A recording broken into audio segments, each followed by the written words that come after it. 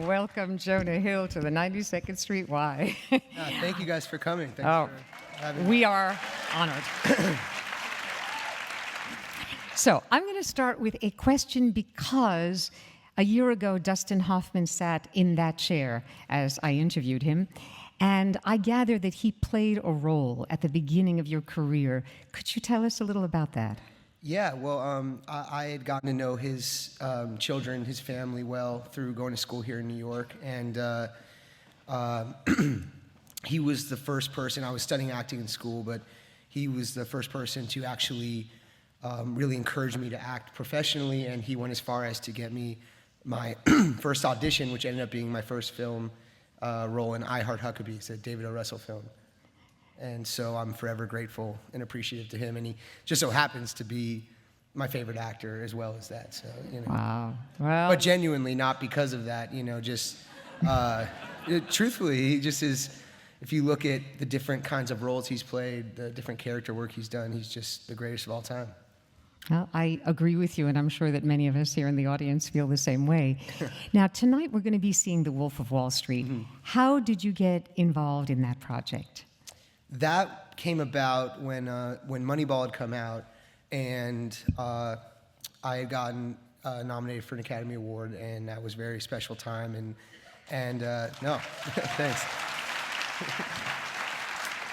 And a lot of different kinds of opportunities started coming my way that weren't open to me before. And so I got a phone call from my agent that said, "You are on the bottom of a list of far more achieved actors and better actors to star opposite Leonardo DiCaprio in a Martin Scorsese film." And, you know, even getting that phone call would have been, that was the coolest phone call I'd ever gotten up to that point. And so they said, in a couple months when they're ready, Ellen Lewis, who's amazing, Scorsese's casting director, and Martin Scorsese want to meet with you in New York City. And so I was terrified, and I read the book, Wolf of Wall Street, and I read the screenplay by Terrence Winter, who's another one of my heroes, who wrote a lot of The Sopranos and created Boardwalk Empire. And there have been, it's funny that those are the clips from the films you just saw. If an actor once in their life reads a script and says, "I have to play that part," and they are able to play that part, that is the luckiest thing that could happen in an actor's life. I've been lucky that I've had 4 experiences with Superbad, Cyrus, Moneyball, and then Wolf of Wall Street, where I said, I have to play this character. There's no one else who can play this character but me. And I found that those are the films that people seem to remember, and the films that I care about really deeply in the long run of things. And so Leonardo DiCaprio was promoting a film in Mexico, and by chance I was there promoting another film in Mexico. And so he was the producer of The Wolf of Wall Street. And so I said, I want to meet with him before I meet with Martin Scorsese so I can talk to him about why I'm so passionate about this. And I asked to have a meeting with him in Mexico, and we did. And I basically sat him down like this and said, I have to play this part. So sorry if you have anyone else in mind, but that's not going to happen for them. And he said, why? And you guys are about to watch the film, but as you mentioned, there is a lot of excess and intense immoral behavior.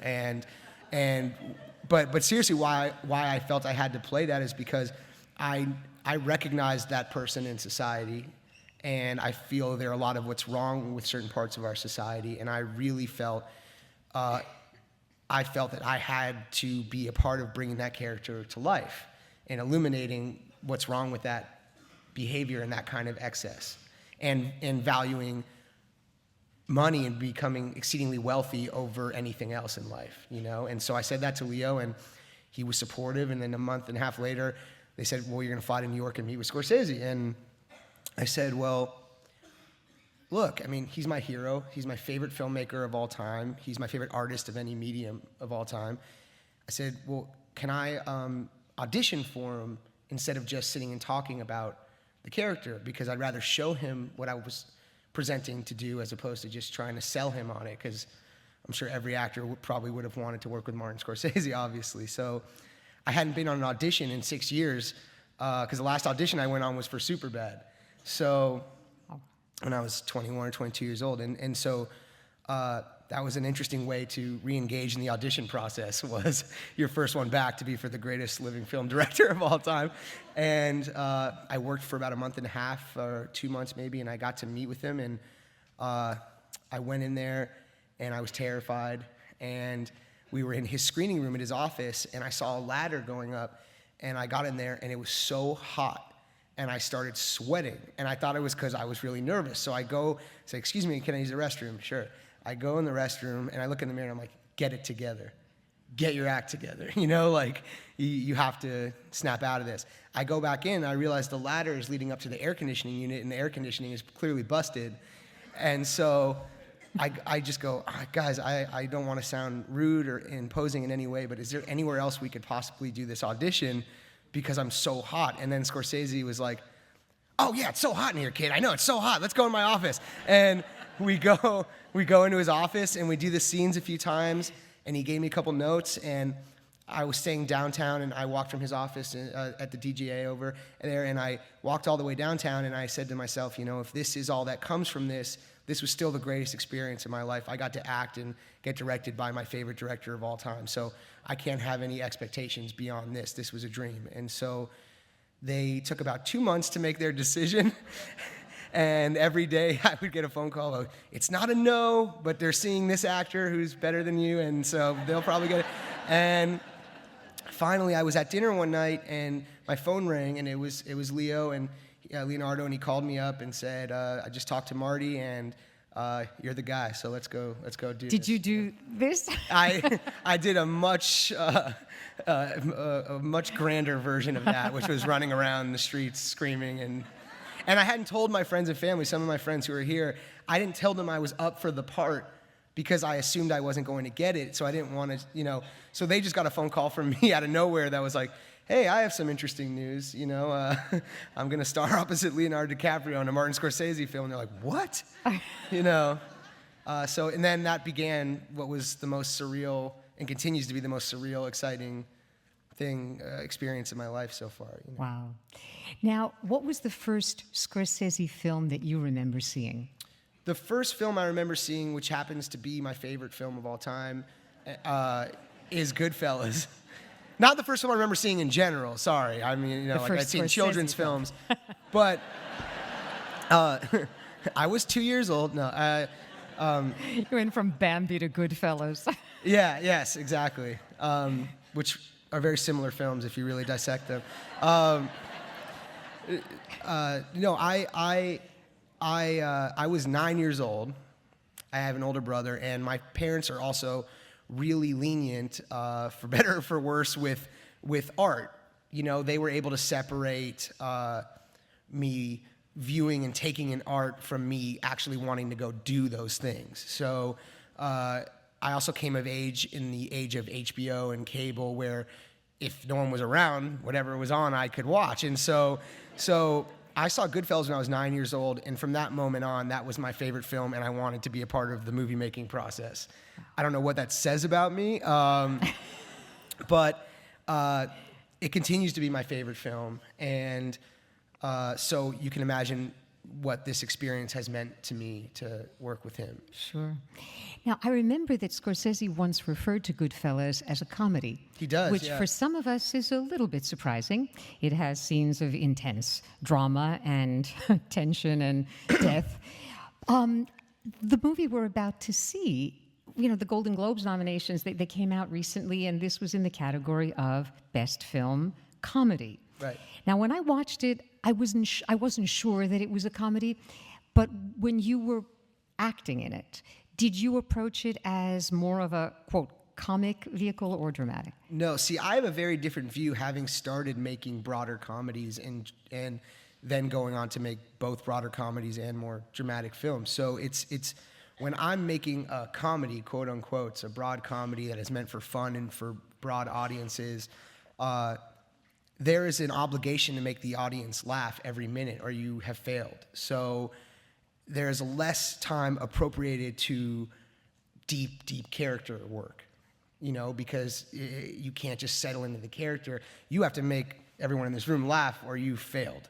and you won't get to work ever again. So, but no, he does refer to Goodfellas as a comedy, and what I love about Martin Scorsese and why he's my favorite filmmaker is that his movies encompass all different feelings at once, like you feel in life. Like a moment in life isn't categorized as just funny or just serious or whatever. In his films, a lot of times within the same scene, like the scene that I describe is my favorite scene in any movie ever, is the Joe Pesci scene in Goodfellas, where, am I a clown? Do you think I amuse you?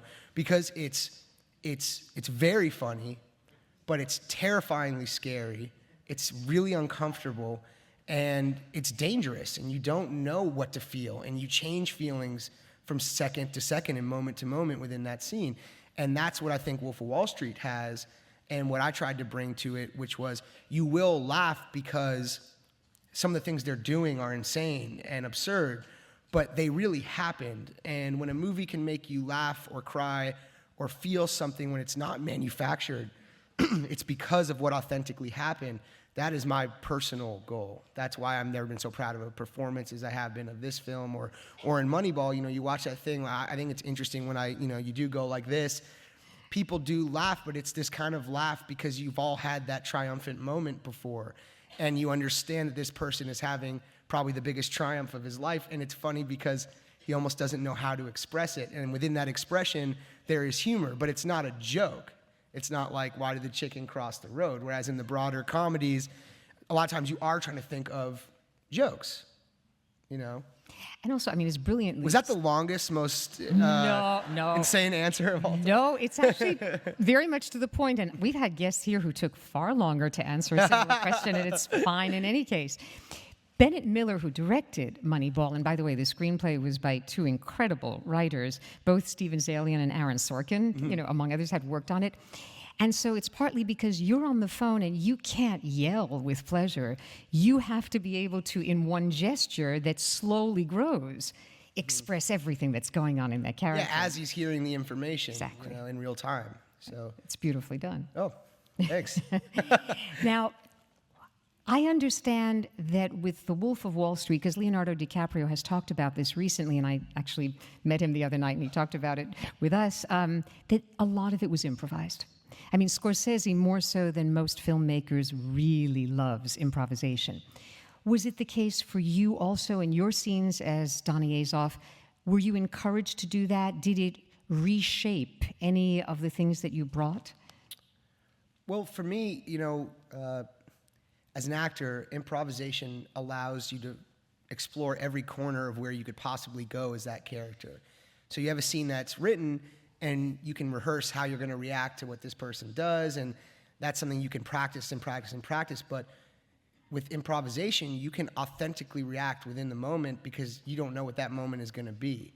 And so for me, that's the most exciting part, that Scorsese allows for this safe and free environment for organized chaos, is what I call it. He allows for a safe place for absolute chaos to ensue, and you'll see when you see the film, absolute chaos does ensue. And so, for me, it's more dangerous and it's more real, and you are forced to deal with a real life situation in character as opposed to a rehearsed, overly done situation. I'm thinking back. You haven't seen it yet, but I'm literally thinking of certain scenes where I'm wondering, how much of the, when you're on Quaaludes. Yes. I'm just curious, how many takes were done of the scene with you and Leonardo DiCaprio, which you're going to see later, where it's an extreme drug-induced state? Did you have to do a lot of takes of that? Yes, and we had a drug expert that I got to meet with. Seriously, the character Donnie that I play is he's a severe drug addict, for one, and so having not taken a lot of those drugs that he's addicted to, especially more specifically crack cocaine and Quaaludes and things like that, I had to seek guidance from someone who had experienced those feelings, because or else I wouldn't know how to authentically portray them. And this woman who was amazing was a drug counselor and a former drug addict, and she walked me through what it would feel like to go on all of these different drugs. And the thing about the fight that you'll see, it's probably one of the more memorable scenes in the film, and it's a really aggressive fight between Leonardo DiCaprio and myself, and we're both on these really, really strong Quaaludes. And the way she described it to me was that you lose your motor skills, and your finger can feel like it weighs 10 pounds. So everything can, it's like, so I imagined a small version of myself inside of my body puppeteering dead weight around, you know? So you're moving around all this dead weight, and it was physically exhausting. And then you have Leonardo DiCaprio, who's a big guy, a lot stronger than me, beating the crap out of me the entire time. So it was a really, I'm just so proud of how it turned out, but it was definitely an exhausting sequence to shoot. Wow. And in terms of the preparation that you did to play Donny Azoff, I gather his real name is Danny Porush. Is that correct? Well, it's a composite character of a few different people. Okay. That, you know, because Jordan Belfort, who Leo plays, wrote the book Wolf of Wall Street, so it's from his perspective. So it's describing a lot of debaucherous and excessive behavior. So I can imagine that a lot of the other people who didn't write the book might not want to be portrayed in a certain light. And they were criminals, you know. They swindled people, innocent people, out of their money, you know. And so it is sensitive, you know. It is a sensitive thing. A lot of these people have probably moved on with their lives, hopefully paid for their crimes and with jail or whatever it is. And a lot of them haven't, which is part of the unfortunate message of the film, I think, you know. And did you meet any of these real guys, whether Jordan Belfort or any of the cohorts? Leo and I spent a tremendous amount of time with Jordan Belfort, who was the most helpful resource I've ever had for a film, because you could call him up literally between takes and go, we're about to shoot this scene. What was it like when this happened? And he'd talk to you about it for 20 minutes. He's not shy about his experiences. He's really honest. And I think what you'll see in the film is he's pretty unapologetic he's incredibly unapologetic for his behavior during this time. He's saying, this is what it was like at this time, and he's not, you know, like, what's interesting, if I would ask him a question, right, let's say Jonah, me personally, I did something bad in my life or embarrassing, and you were asking me about it, and I was going to tell you about it, I'd probably go, oh, well, yeah, I feel really bad because that happened. You know, you feel remorse while you're describing the event to someone. Jordan's like, well, we did this and we did that and we did this, and it's like there's no tone of voice like that. There's no tonal shift in it seeming like he just was very frank about what happened without judgment of it. Wow. Huh. Well, I mean, this film is very much in the tradition of movies like Wall Street and Boiler Room, which I thought was a magnificent film by Ben Younger that turned it around a little so that you got a little bit more of what the victims went through. Did you, either alone or with the others from the film, the cast, did you watch movies like Wall Street or Boiler Room as a kind of research? I actually watched Caligula a lot. And Leo and I talked a lot about Caligula because if you think, I know it sounds ridiculous. No, it is. it's actually kind of but if you see appropriate. the film, you know, it was like a modern day Caligula. You're seeing and through all different time periods, there is this particle of people, right? If you're a really good person, even if you're the best person in the world, right? There's a particle, a 0.5% inside you that says, I want everything. I want money. I want success. I want, you know, whatever carnal desires, whatever it is. And this is a film about people who are 100% that quality. And that's an interesting place to start a character from, you know? Someone with no impulse control. And so for me, it wasn't about the stock market itself. It was more about where does this come from inside people, you know? Why do certain people act this way, you know? I'm trying to figure that out. No, I can understand that. And again, this is late 80s into the 90s. You know, some of us can actually watch this and take a slightly superior or condescending attitude and think, oh, well, that was then. We wouldn't be quite like that now. But of course, some of us are. I don't think it'll ever go away, unfortunately. I think that's why the movie, although entertaining and at times hard to watch because of the excess, points out that this is still happening now. This is just for me, it was about human nature. It's about what about, like, through every time period, there have been people who do bad things, who act in an immoral way for self-advancement. And that's always interesting to explore. Sure. Now, would you, for just maybe a moment, tell us how working with Scorsese compares to some of the other really major filmmakers with whom you've worked? Because besides Bennett Miller on Moneyball and the great Greg Mottola for Superbad, Cyrus was directed by the Duplass brothers, right? Mark and Jay. And then you've worked also, if I remember correctly, with a certain Quentin Tarantino, because you have a small part in Django Unchained. When the bag is removed from the KKK guys, one of them, it's Jonah Hill's face. And Judd Apatow, of course, and David Gordon Green. Which of these directors, in addition to Scorsese, has given you the opportunity to do really good work, and why? What was it? I think I've been lucky to work with, like, all the people you just mentioned are all amazing, talented people that I've looked up to and learned an incredible amount from. I think what was the most interesting was I went from working with Quentin Tarantino, and the next film I did was with Martin Scorsese. So, these are two iconic American, Italian filmmakers, but I only worked with Quentin for 4 or 5 days, but what was interesting was Quentin had written the screenplay. So he was very matter of fact that the words should be what they were on the page. He was very diligent about that.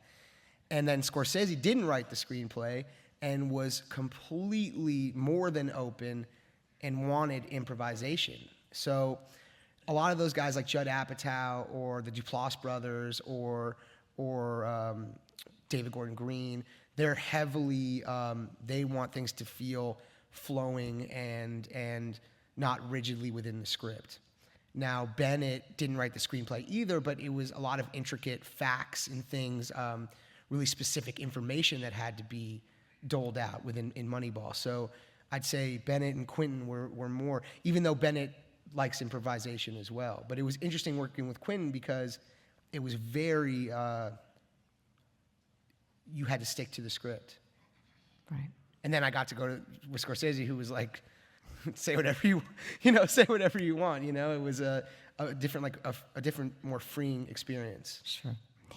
Now, one of the reasons that I respect your work so much is that even for broadly comic performances, you bring an emotional truth. You bring this almost dramatic nuance. And you mentioned Dustin Hoffman as a kind of inspiration or role model. I'm guessing that there might be some other actors, and I was wondering if you could share that with us. Who I look up to as actors? And whose particular acting styles might have been inspirational for you? I mean, Dustin is the best of all time, I think. Another reason why is because whether it's Tootsie, which is a comedy, a very broad comedy, he's playing a woman, it's so incredibly truthful when he's playing that woman, or whether he does Midnight Cowboy or Tootsie or whatever, you always truly believe what he's doing, even if it's a really eccentric character. John Casal is another one of my favorite actors of all time. He's probably my second favorite actor ever. I'm not sure if everyone here is familiar with John Casal because he died way too young, but he was in The Godfather as Fredo, the brother of Al Pacino. And I first saw him when I came out of Yale. So did Meryl Streep and I. With Indian, what's the Bronx, that Israel Horvitz play? That one, and also he performed Shakespeare in the Park with Meryl Streep. Mm-hmm. I think it was Measure for Measure. And I remember so vividly this incredible actor, and he was in The Conversation of Coppola. He was in 5 films, all 5 Best Picture nominees. That's right. The Godfather 1, Godfather 2, The Conversation, Deer Hunter, and Dog Day Afternoon. So, I mean, you and could he passed teach a away. film class. Well, I mean, he's just, again, an actor that you can't recognize from film to film. And I obviously was introduced to his work by Fredo because my dad showed me The Godfather when I was young. And I know, sorry, Dad, I don't want to blow up your spot and make you think he showed me all these bad movies. But I probably wouldn't be sitting up here if he didn't. Yeah, so, he turned out just fine. But I would think about it, and I'd always think about this idea of, like, when I started to get obsessed with movies and want to be in movies, and I go, well, look at my favorite movies and think which parts I would want to play, right? And with John Casal, for example, if you talk to most actors, you go, who would you want to play in The Godfather? They would say Michael or Sonny because he's macho and he's a tough guy. But I would want to play Fredo because he was so helpless. He was so intricate and so he was an older brother who was treated, who was overlooked, and he was heartbreaking. And that to me is what I've always been drawn to, is I would always rather be the person that breaks your heart than the person that looks cool in a film, And I don't know. And it works. Now, we are aware. And you get a lot of sympathy when you play like it. But I should say that I'm about to play the world's worst person in the film you're about to see. So to forget what I just said, because I go pretty opposite of the spectrum in this film. Not the world's worst person. I mean, one of them. By comparison with some of the other characters in the film, not really. But I'm going to add one other question because we've been very lucky this season with Real Pieces to have hyphenates, like Steve Coogan, writer, actor, producer, various hyphenates. And you are starting to become quite a hyphenate, excuse me for the expression, yourself. You have collaborated on screenplays. You've been producing, so I just wanted to ask a few questions about that before we take one or two from the audience and then go right into the film. For example, you directed a music video, I gather, in 2011, Gonna Get Over You by Sarah Bareilles. Are you planning to do more directing? I would love to direct, and I've been asked this question recently because it's something I'm passionate about. But I said something earlier where I said those 4 movies I mentioned where I read the script and said, I have to play this character. And it took me, I actually turned 30 tomorrow. Interesting thing. I turned 30 tomorrow. And through the lessons I've learned, I realize now I shouldn't act in a movie unless I feel that way, where I have to play this part. So that's how I should make, unless I'm so passionate that I have to do it, I would be hurting the film by doing it if I didn't feel that way. And with directing, being a director, it's only true, as an actor, you're part of bringing a story to life. You're part of telling a story. A director, a filmmaker, you're seeing the story, they are telling you the story through their eyes. Now, if I am an actor and I say, I'm only gonna act in things from now on where I feel I have to play this part, as a filmmaker, I won't be ready ever to direct something unless I feel I have to tell this story. So until I either think of a story or read a book or feel there's a story that no one else should tell but me, then I'm going to stay out of everyone's way and wait till that moment to direct. Okay. Well, one of the curious things I came across when I was preparing for tonight is that you were an associate producer on Sacha Baron Cohen's film Bruno. Yes. I don't know how many. It was quite an experience. Remember that one? The mockumentary where he plays this very aggressively gay, fashion-conscious guy who comes from Germany to the United States and pushes American buttons to get their reactions. What did that entail for you? Well, that process is interesting. The Superbad had come out, and I was 22 maybe years old, and all of a sudden everyone recognized me. And I wasn't very comfortable with that, It took me a while to adjust to that. And all of a sudden, they were asking me to make movies now, where before I was auditioning for films and to be in any film. And all they wanted me to make was more movies exactly like Superbad.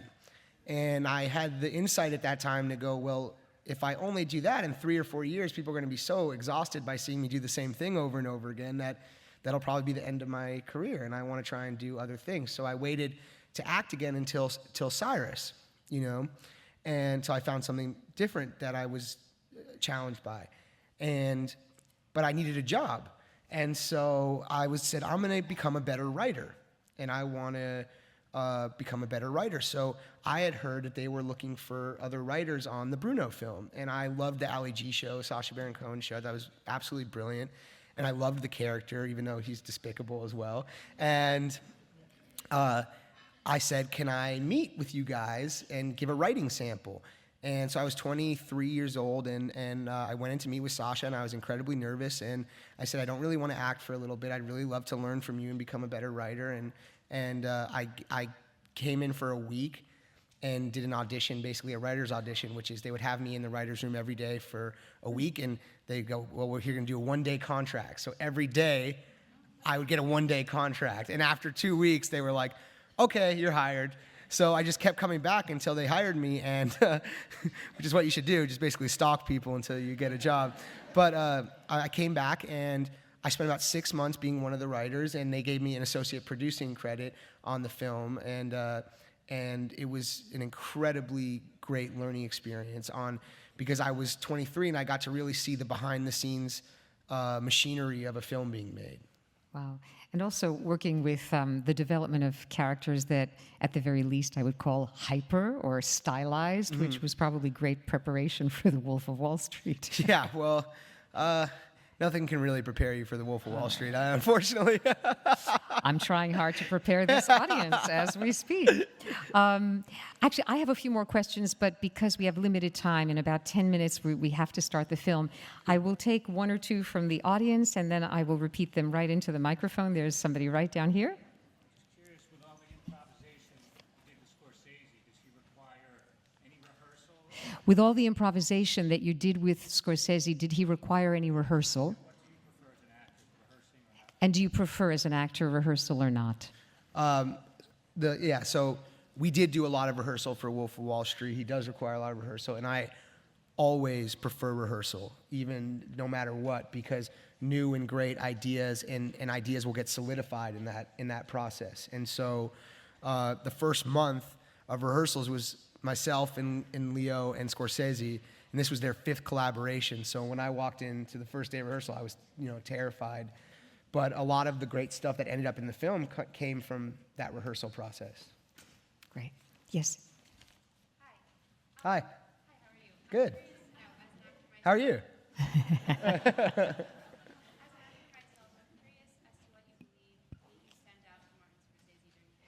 As an actor myself, I'm curious, what do you believe made you stand out when you were auditioning for Martin Scorsese? I definitely cannot answer that question because, you'd have to ask him, I guess. But I just knew, at least the only thing I knew was that I wanted it more than anything, and I had done the work to prepare. I was lucky to have a couple months to prepare for this audition, so I knew that if I did all the work I could possibly do, whether he chose me or not, I did everything that I could do to prepare for it, But maybe he just was sleepy that day and got tricked into hiring me. I read one of the other producers, Emma Tillinger-Kossoff. She said that when Jonah auditioned for the role of Donnie, he blew Marty away. So I guess you're wrong about that. Yes.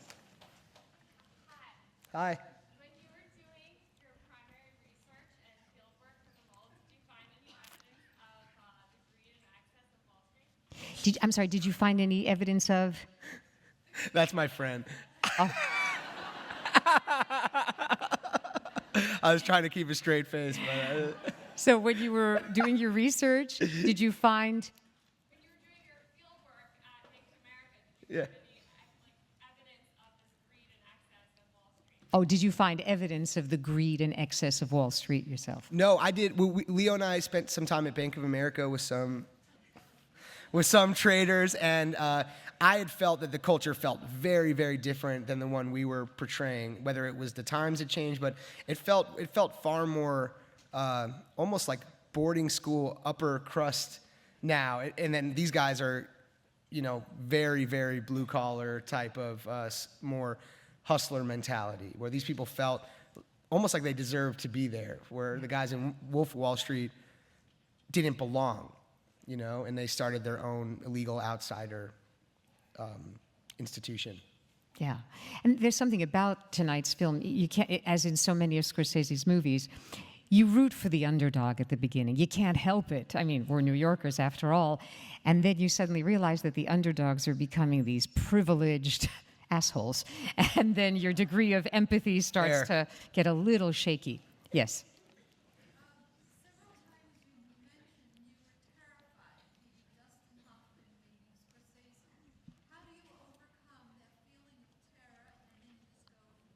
You mentioned that you were terrified meeting Scorsese or Hoffman.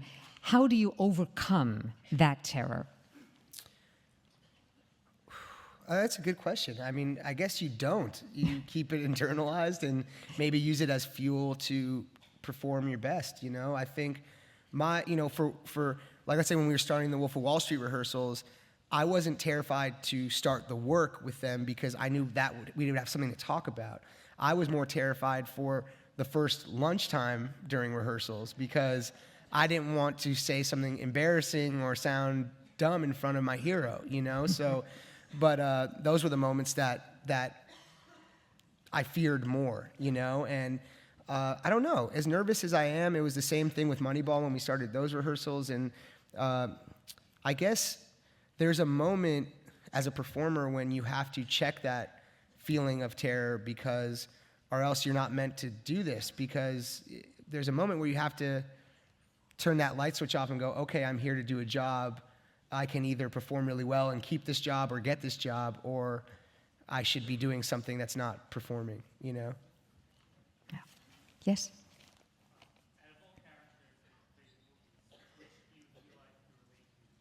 Out of all the characters you've played so far in movies, which do you relate to the most? That's a good question. I don't know. I really don't know. That's a really good question. I'm going to need to think about that some more. There's none that come to mind where I really think, oh, that's me, But it's interesting. Every other character I've played, except for Donnie in Wolf of Wall Street, I found things I loved about them, right? Or things that I really, really loved about them. And this was the first time I couldn't find something I loved about somebody I was playing, which was a pretty crazy feeling, But good question. I'll think about it. And yet, in the film This Is the End, you play a character named Jonah Hill. Oh, that's right. Yes. Yeah. And James Franco plays a character named James Franco, right. But those aren't necessarily any closer, right? No. No. But that was a fun experience, though, too. Oh, sorry, I just lost my your earring. earring. Yeah, that's quite all right. I get agitated up here, yes. Thank you. Which film did you want to be a part of, but you didn't get the role? That's another really good question. And but it does harken back to what I've been saying this whole time, which is something that I've been thinking about a lot recently, where there's one or two movies I can think of where it came down to maybe me and another actor, or me and another couple actors, and they got it, and I was crushed, or whatever it was.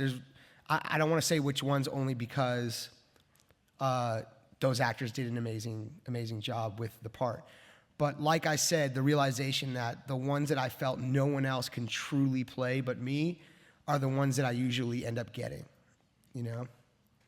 It usually all works out how it's supposed to if you're lucky, Over there on the far right. I'm just curious, you've worked on several great films, several great comedic films with James Franco, Christopher Mintz-Plasse. I'm just curious, Seth Rogen, who's the funniest person you've worked with? Of the wonderful actors you've worked with, who has been the funniest that you've worked with? I think I really, no one makes me laugh like Michael Cera. I think he's just like the greatest guy, and he has such a unique sense of humor. It's really specific to him, and the way his mind works is just, I find him so enjoyable and funny. Michael Cera is the guy that you saw at the beginning of the clips in Superbad, sitting at the table in Wonderful school. actor and wonderful person. Yeah. Now, I know there are more questions out there, and I've got more too, but guess what? If we don't start the film soon, you're going to get home really late. So I just want to take this opportunity to say thank you so much, and welcome to the 30th year. Thank you. Thank you guys so much.